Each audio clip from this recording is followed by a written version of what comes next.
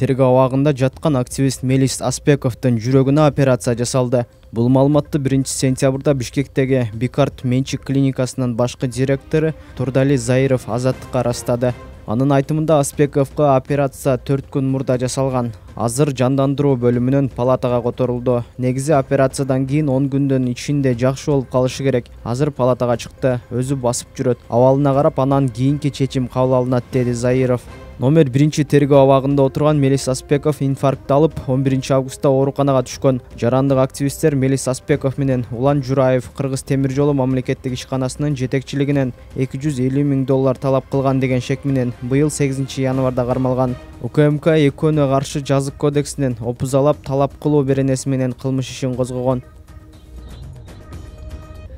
Талиптер улуттук каршылык көрсөтүү тобу менен болгон кагылышууда жоготууга учурады. Талибан кыймылына баш ийбей жаткан улуттук каршылык көрсөтүү тобу жайгашкан Ооганстандын түндүк батышындагы Панжшер провинциясында согуштук аракеттер жанданды. Ахмад Масуд баштаган топтун басма сөз катчысы Фахим Даштинин айтымында талиптер Пенжерге батыш тараптагы капчыгайдан кирип келүүгө аракет кылып, бирок олуттуу жоготууларга учурады.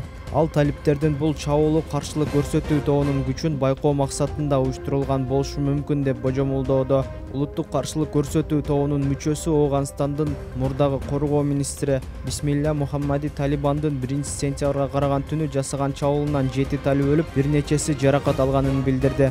1-сентябрда талиптер каршылык көрсөтүү тобуна багынып берүүнү сунуштады. Талибандын жетекчилеринин бири Амир Мон Матакки Панжшердеги лидерлери менен сүйлөшүү жыйынтык бербегенин, мындан улам кыймыл провинцияны күч менен алууга ниеттенип жатканын билдирди. Анын айтымында жоочулар Панжшерди 4 тарабынан тең курчоого алып, Талибан жергиликтүү тургундардын арасынан провинциянын губернаторун жана башка кызмат адамдарын дайындады.